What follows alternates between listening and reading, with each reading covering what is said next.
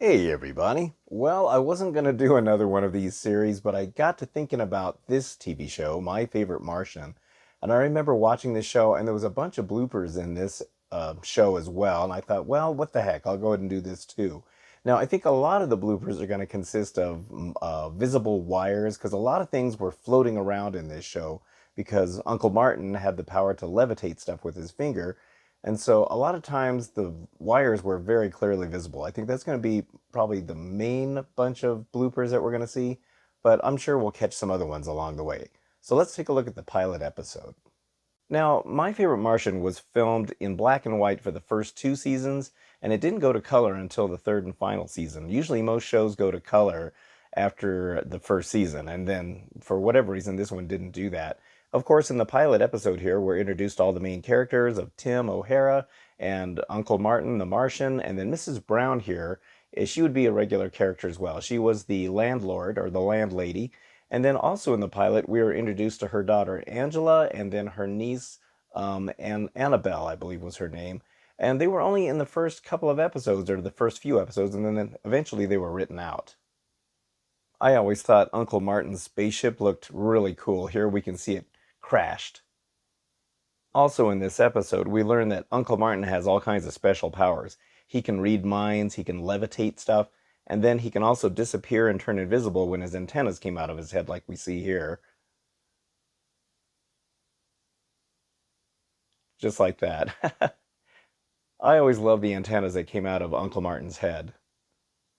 This episode, being the pilot episode, things were slightly different. They didn't quite have the feel of the show yet. But it's unusual at the end of this episode, they actually let Ray Walston break the fourth wall right here by looking right at the audience and talking directly to them, which was kind of cool. This is episode 2, and it's called The Matchmakers. Now, there's two dogs that appear in this episode, and they are very well trained. Now, if you look right here, you can see a very obvious wire that's going down to George's mouth. And I think they would pull on that in order to make George look up at him at the right moment. Right there. And so that would that would trigger to the dog to look up, but it's very obvious that you can see the actual cable right there. In this scene, Uncle Martin uses his ESP to relay a message to Chloe, the neighbor's dog, right here. Now, if you look over here, you can see the wires on the dog's ears, and especially on this ear, you can really see it right here. See that? And they're attached to the little bows on her ears. Right there. That's pretty cool how you can actually see them. This episode is called There Is No Cure for the Common Martin. So Uncle Martin has this cold that keeps making him appear and disappear whenever he sneezes, and his antennas are kind of stuck in the up position. Now when he's talking on the phone right here, and I'll do this in slow motion, he puts the phone down, and if you watch right up here, you'll very clearly see the wire. Right there. See how it kind of reflected right in that area? It's kind of brief, but you can see it. Now, Ray Walston had two different kinds of antennas that he would use. These ones here were actually attached to his head, and then the other ones were retractable. They would go up and down, and it was a completely different mechanism that was used for that. Now, Wayne Stam was the guest star for the very last episode of My Favorite Martian. He played Uncle Martin's real Martian nephew, and he was talking in an interview about how these antennas were attached to their head. He said there was actually kind of a wire that would kind of go around the back part of their head, and he said that his actually were kind of uncomfortable and kind of hurt his head a little bit. And then they had a hair piece that would kind of cover the whole wire that would go on underneath there. So there's this piece right here is probably a hair piece that's on Ray Walston right there. When Uncle Martin makes this typing paper float across the room right here, you'll really see the wires. They're pretty visible. So we'll do this in slow motion, and when we get to that point, you can see it. Now just kind of keep your eyes focused above where the paper is, right in here, right in those areas. You can kind of see that they're black, and then they're kind of white again, and they kind of reflect in the light right up here.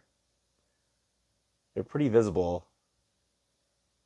You can really see them right up in this area, right there. Hopefully they're more, well, they'll probably be more visible if you're watching this on a larger device. And you can really see them right as they go across that fireplace. You can see how they're pretty visible right there. So this being filmed in black and white, I think the wires tend to be more visible. If it was in color, they were probably more easily hidden. But just like on I Dream of Jeannie, the special effects people have their work cut out for them in a show like this, where there's a lot of special effects and there's a lot of stuff floating around. When Uncle Martin comes out from behind the curtains right here, and I'll try to pause it, these are the different antennas. These are the ones that are the mechanical ones that actually go up and down. So it's a completely different mechanism. These are not actually attached to his head. So as he comes out of the wall right here, right there, you can really see how the antenna is completely misaligned. It's coming out too far on this side of his head. Now watch Ray Walston. He'll kind of adjust his head to fit in between the antennas right there, because he's got to push them down. Now, as he's walking forward right here, keep an eye on how he walks. He walks forward, and then he stops, and then he'll walk back, but he doesn't show you the back of him, and that's because the antennas are still behind his head, and he doesn't want to reveal that. And then the antennas will come back up here in just a second. And here's where they come back up right there. When he sneezes, he disappears. This episode is called Man or Amoeba. Now, at the very beginning of the episode, Uncle Martin is messing around with the little sugar cubes here, but if you look very, very plainly, you can see the wire that's going to drag it on the side. It's almost like they didn't even bother to try to hide it.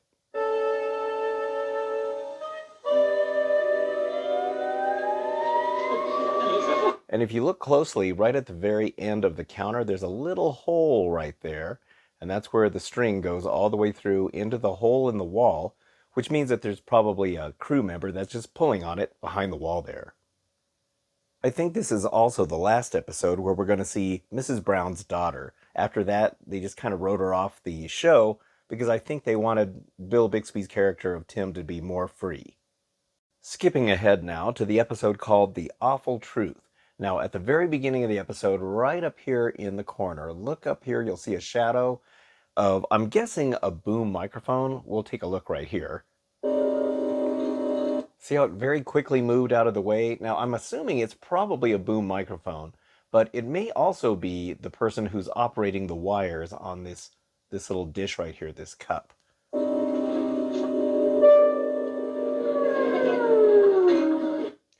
Right there. So it's possible the person who's operating the wires, that may be the pole that it's on.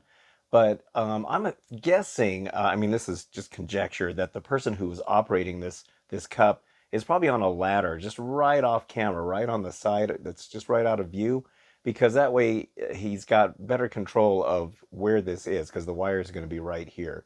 But who knows, that could have been a boom microphone shadow, or the operator for the wires here. Now, in this episode, Uncle Martin gives Tim the power to levitate, so he uses his finger to levitate stuff. So he's messing around with his newfound power with this goldfish. Now, I kind of find this scene somewhat disturbing, because as we see here, he's going to levitate this fish out of the tank. And first of all, you can really see the wires on this fish, but also the other thing is, I'm pretty sure that's a real fish. It looks too real to be a fake one, especially back in the day when this was made. So it's more than likely that that's just a dead fish that they're floating around on some wires right here. So yeah, it's kind of disturbing that they used a dead fish for that. And I hope they didn't just kill the fish just for that scene.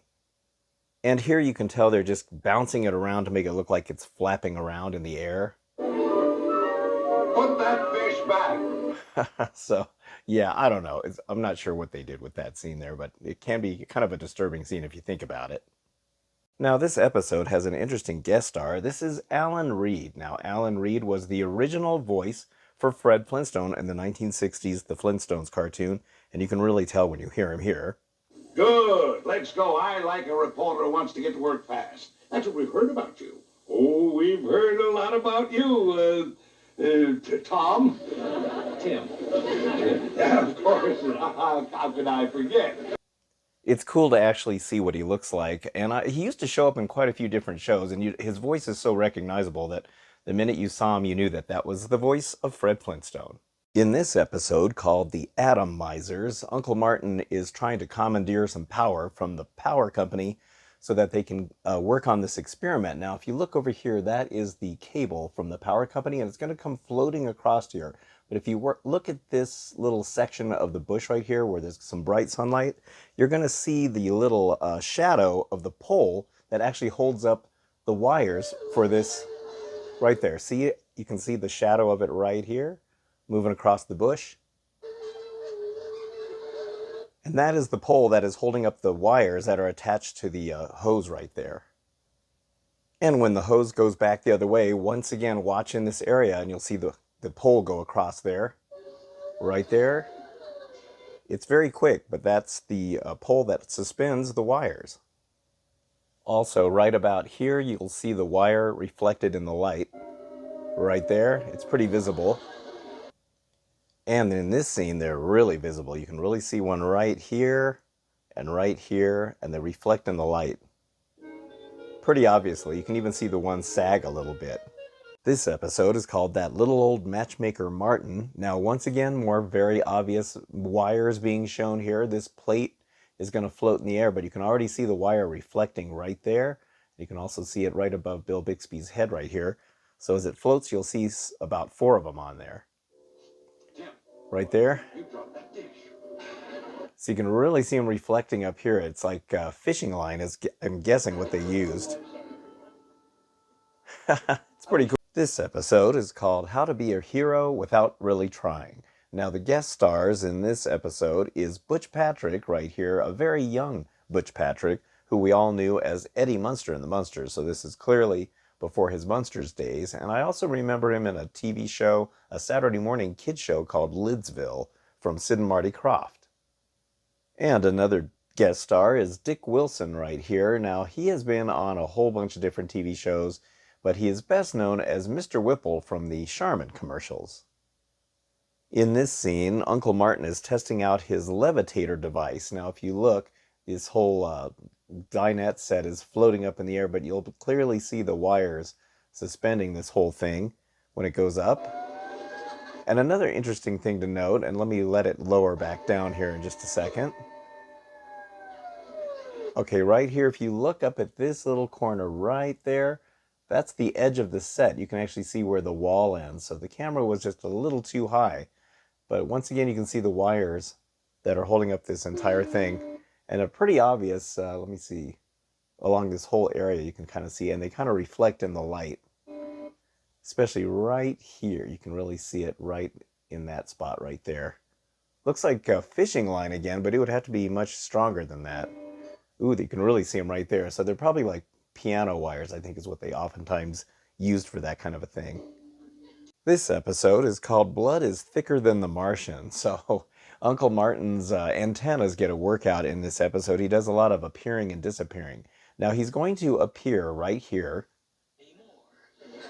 Right there. Now, if you notice, there is this odd shadow down here. And what that is it's the power cable to the mechanism that runs the antennas back here. I would love to see the mechanism that they used for that. Now, I'm going to do a little bit more of a movement here. You can see it moving back there. Now, when they're going to zoom in on it, I'll go slow motion here. And you'll be able to kind of see that there's also a little bit of wires kind of off to the side here. Let me see if we can get a better look at it as we move in a little bit closer. Right in this area right here. Now you can kind of see there's some stuff going on right in this area right here. It's like it's like a thinner wire. This almost looks like a power cable because of how thick it is. Now let me do another slow motion bit here. Oh, I can just freeze it right there. But now you can really see right down here, right there. You can see there, it looks like, I don't know, there's like some thin wires right in here. So obviously it's an electrical device. I would love to know what they used for that. Later on, Uncle Martin appears again, right there. And we see his antennas go down behind his head. Now, when the camera zooms in on him, if you look at the shadow of Uncle Martin's head, you can see the antenna just right behind his head right here. You can just see a little bit of it. Now, as they have this little conversation, we can see that Ray Walson's going to turn his head just a little bit where you'll be able to see the antenna sticking out just a little bit here. So right here, Ray is going to turn his head just a little too far right there. Now, if you look closely, you can actually see the tip of his antenna still sticking out right back there, and you can also still see the shadow of it right there too. So it's cool. Usually Ray Walston keeps his head pretty still, and you can usually tell when he's going to disappear because he doesn't try to turn his head very much. In this case, he actually turns it a little more than usual, and maybe that's why later on he keeps his head still. This episode is called Prescription for Martian. Now, as the ambulance backs up right here, you'll notice how the window is really fogged up. Now, they did that on purpose to make sure that the lights don't reflect on it. They probably used hairspray on it, I think is what they used to use a lot of times for that. Now, as this backs up, right here, you'll notice now this window here is not fogged up, and that's because they want you to be able to see Bill Bixby inside there. You can clearly see one of the studio lights right there. And then as it backs up further, you can see one of the main key lights right here. It's really big, so you can actually see it go through the entire time that this backs up. It's pretty cool that you can see the studio lights. I was hoping you could see the reflection of the cameraman, but I couldn't see that. Now, later on in the episode, Tim is helping Uncle Martin into the chair, and he's invisible. Now, if you look at the little screen that's over here, you'll see the shadow right there. Now, see this pole right here? That is, I'm pretty sure that's the arm to the boom microphone, because you can see that it's not a stationary object because it's actually moving. So it's either that, or it's possible that it might have wires on it, because there's a few things that end up getting moved around here after Tim leaves the room, and maybe the person is waiting for their cue, but you can see by the way that's moving up here that it's more than likely the boom microphone, which is odd at this point because they wouldn't have Ray Walston actually doing the line on that set because he's invisible. So it's another, like I said, it could be possibly to make these things move. So you can see the table moves right here, but that would probably be on the floor for the wires. So yeah, I'm not really sure, but it's kind of cool. I'm guessing it's a boom microphone. This episode is called Going, Going, Gone. Now, in this scene, Uncle Martin's magnetism makes the typewriter slide across the table. Now, if you look right on this little part of the table, you'll be able to see the very obvious wires. Right there, so you can really see them reflecting in the light right there. So more of that monofilament line, it looks like. Later on, Uncle Martin goes to get a light bulb for Mrs. Brown, and every time he holds it in his hand, the light bulb actually lights up. Now, in the close-up here, you can see that he's wearing something on his fingers right here. They look kind of like a Band-Aid, but I think what it actually is there's a contact in there that's supplying electricity to the light. I think a friend of mine had a gag trick that you could put in your hand and it would light up the light bulb, and it was battery operated, so it's possible that that might be some kind of a battery pack in there or something that holds the contact when you hold the light bulb a certain way. This episode is called Who Am I? Now, if you look at the reflection in the windshield right here, you can see this little line. That is the boom microphone arm. See how it's moving from side to side? So it goes over to Ray Walston's side right here, and then it kind of moves over when Bill Bixby talks. And throughout this whole scene, you can kind of see it right there. It's kind of neat. Usually we see the shadow. Now, see, as they get out, you can still see right in this corner. See, it's really obvious right there. I love that. That's so cool. This episode is called My Nephew the Artist. Now, if you look at the background here, one of the extras is this gentleman right here. This gentleman, his name is Billy Blackburn, and he was, I'm not exactly sure what his job was on My Favorite Martian, but in season 3, we will get to see some of the home movies that he took while working on My Favorite Martian. And he was always doing that. In fact, he worked on Star Trek, the original series, and he has some home movies of his experience working on that show. In fact, he was an extra on Star Trek, the original series, and oftentimes you'd see him sitting in Mr. Sulu's chair or Mr. Chekhov's chair. Sometimes he played a background character, and he took Super 8 home movies from that show too, and you can see those on the DVDs, which is interesting. Now, we'll get back to Billy Blackburn when we get to season 3 because he does have some home movies, and it's pretty cool. And I think it's really neat. And he discusses some of his experiences working on this show. He looks pretty young here, so this show was obviously done before Star Trek. But it's cool that he appears in this episode. In this episode, titled Hitchhike to Mars, we see the lucky rabbit's foot floating behind Mr. Maxwell here. Now, all is well until we get to this dark background of Mr. Maxwell's suit, and then that's when you can start to really see the wires on the rabbit's foot here. Now, you'll notice right there, they're quite visible. You can see them right here and right there. And so as soon as it crosses that background, you can really see how bad they are. Not sure why they chose to do the dark background on there, and you'd think that the cameraman could possibly see the wires, but like I said, maybe because he's seeing it in color, and black and white film maybe shows it a lot more. This episode is called Uncle Martin's Broadcast. Now, right here, you'll notice that that is once again Dick Wilson as a guest star in this episode. He was quite the busy actor back in the day, but of course, once again, we know him mainly as Mr. Whipple from all those Charmin commercials. Later on, Uncle Martin is skulking around in this jewelry store. Now, he's going to turn on his flashlight that you see here, and you'll see the beam of light here. Now, you'll notice, if you watch carefully, the light doesn't match his movements. See right there? And that is because that is a spotlight. So, for whatever reason, they decided not to have Ray Walston hold a real flashlight and show the light here. Maybe the light wasn't bright enough. Right there. And if you look closely right here, you can actually see the light casting on this little desk. So that means the light is way back here somewhere, but you can clearly see that the light is casting on here by accident, and when it's supposed to be shown there. So if he was really showing the light from his flashlight, there's no way the light could bend back here. And there you can really see it. Now as he keeps moving along here, you'll notice that the light, see how it just doesn't match his movements at all?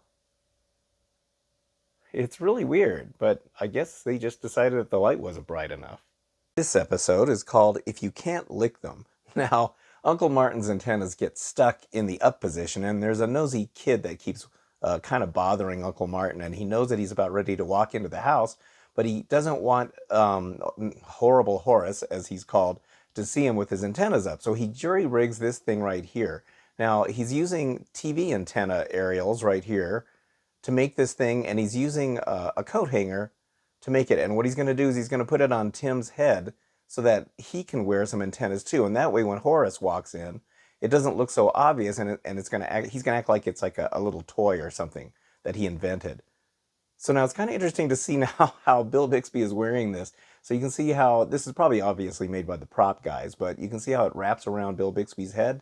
Now, as I mentioned, Wayne Stam is the young man that was that played Uncle Martin's real Martian nephew in the very last episode. His name was Andromeda, and Wayne Stam talked about how there was a wire kind of thing that went around the head just like this, and he said it was kind of painful to wear.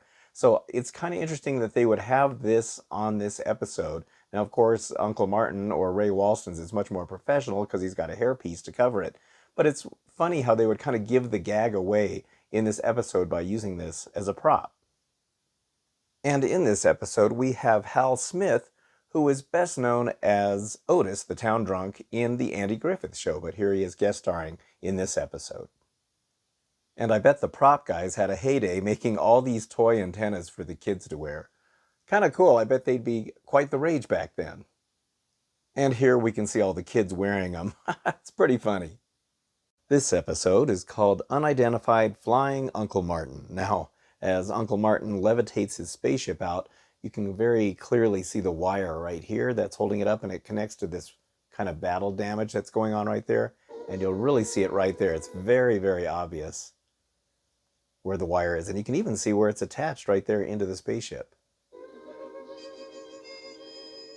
I've always wondered what that ship was made of. I'm guessing fiberglass. It had to be relatively light if they were going to suspend it on wires like that. Later on, this crazy device is waving around. You can very clearly see a wire again here. When this thing is shaking about, it's like a black thread is on that one. You mainly see it on the one on the right.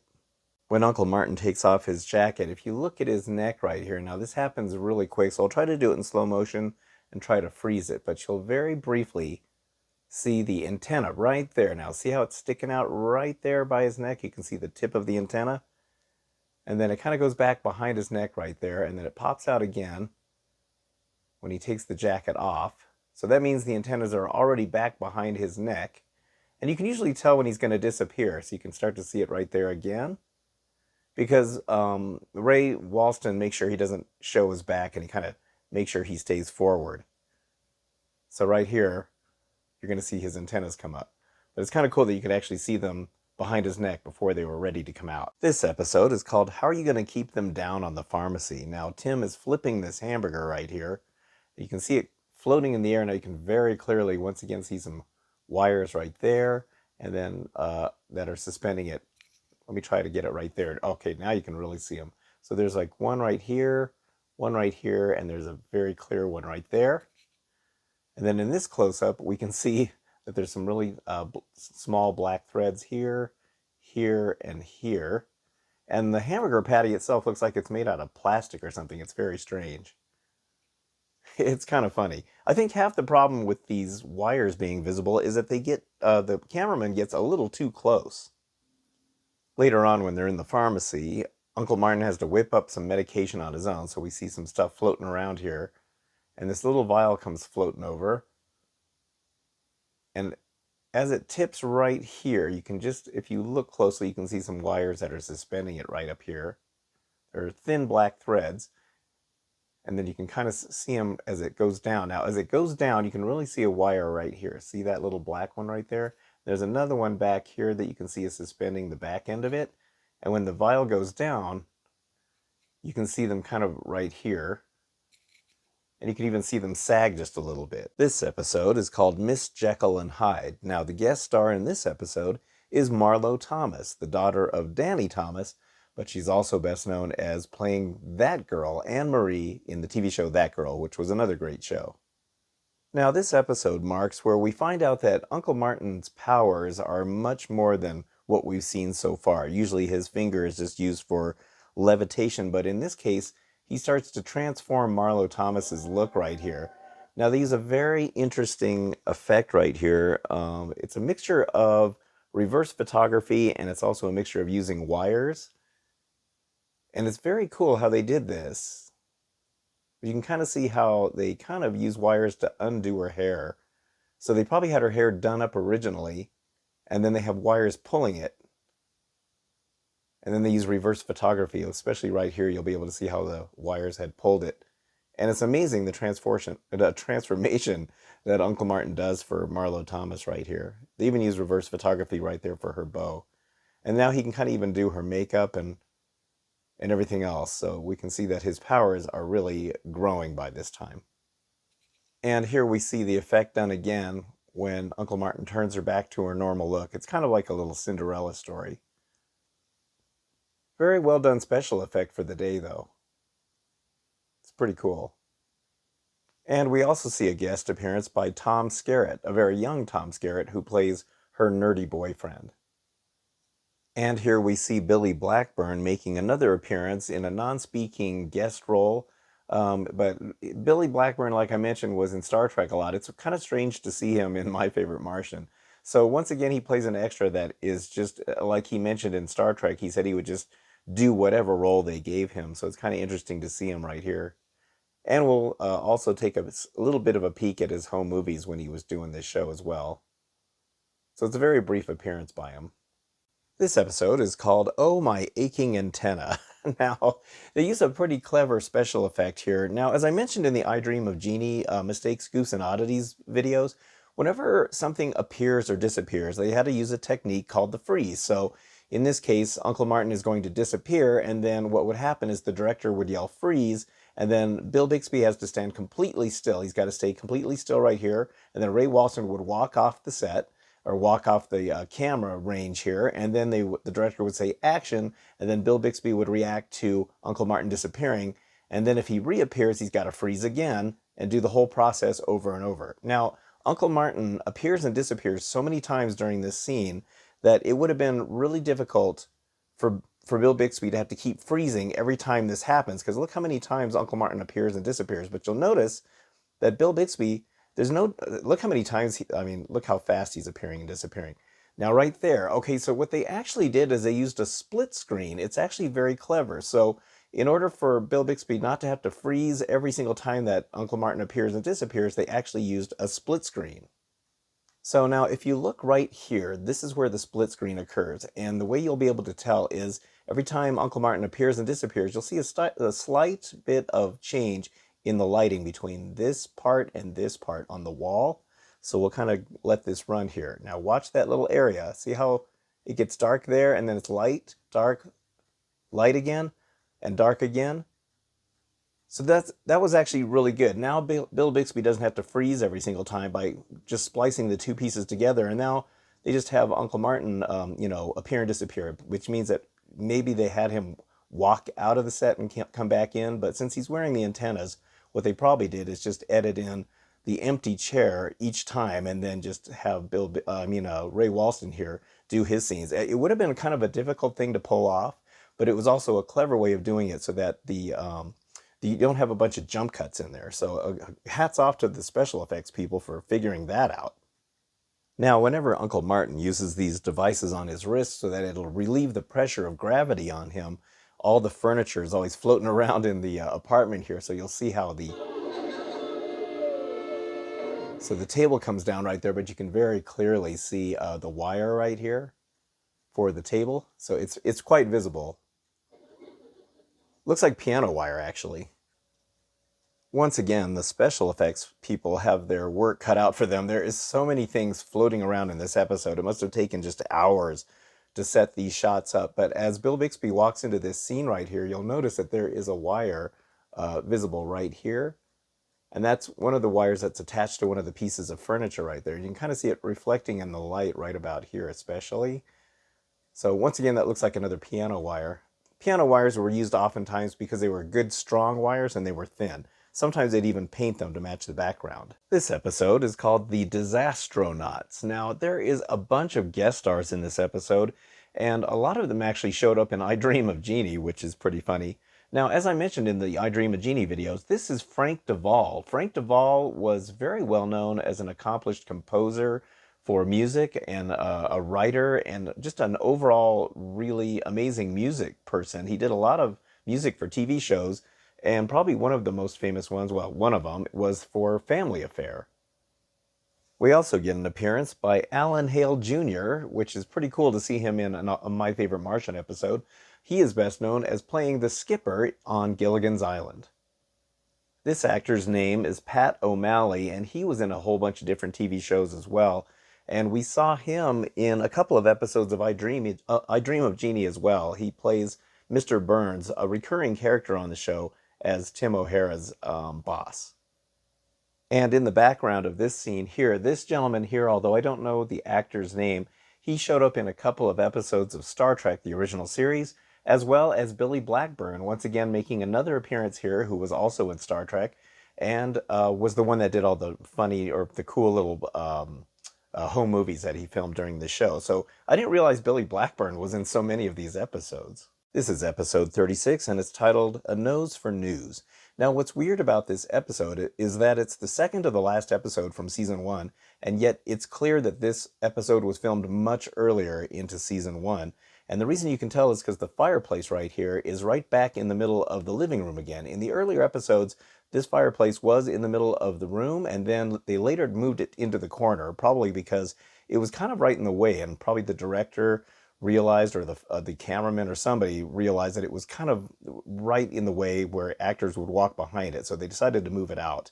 And it was probably a good idea. But now here it is, the second to the last episode, and it's right back in the middle of the living room. Another reason I think this episode was filmed early on is because if you look at Ray Walston's hair, he's very blonde here. In the early episodes, Ray Walston had very blonde hair, and it kind of darkened as the season went on. So I think this one definitely was filmed at the beginning of the season, and I'm not sure why they placed it so late into the season later on. It's really weird. I'm sure there's a production reason for that. This episode also has the guest star of David White. Now, David White was best known as Larry Tate from the Bewitched series, so this must have been made just before Bewitched started, but it's cool to see him in another show. He was actually in quite a few other shows. Once again, we see Billy Blackburn here making another appearance as an extra. Later on in the episode, Pat O'Malley is doing his lines right here. And now if you look along his cheek right here, and I'll do it in slow motion, you'll actually see a fly kind of buzzing around his face. So just kind of keep your eye just under his his eye, and you'll see a fly buzzing around right in this area. So you'll kind of see it kind of appear. There it is. It's kind of starting to appear now. See if I can try to see it, how it's flying around his eye right there. Right there, I can even see it. I froze it. You can see it flying right there. And Pat O'Malley, being the consummate actor that he is, he didn't let it affect him, and that was really cool that he just went on with the scene. Very good on his part. So season 1 of My Favorite Martian consisted of 37 episodes. That is a lot of episodes for just one season. In fact, a lot of actors back then kind of scoff at some of the shows today because they consist of maybe 15 episodes. So those actors were working hard, the cast and crew, for making so many episodes for just one season, especially a show like this where there's a lot of special effects, so that takes a lot of time to do. And so for Bill Bixby and Ray Walston and a lot of these actors that did these weekly series, it was quite a grind, and they talk about what a grind it was to do a show like this. I can't even imagine. But it's been great watching these episodes. I haven't seen this show in quite a while, so it's been really fun going back and watching it, and I hope you've been enjoying this. I'm going to start work on season 2, and we'll see what we can find in those episodes. But in the meantime, if you can hit the like and subscribe button, I'd very much appreciate it, and I will see you on the next episode. Thank you so much for watching, and have a good one.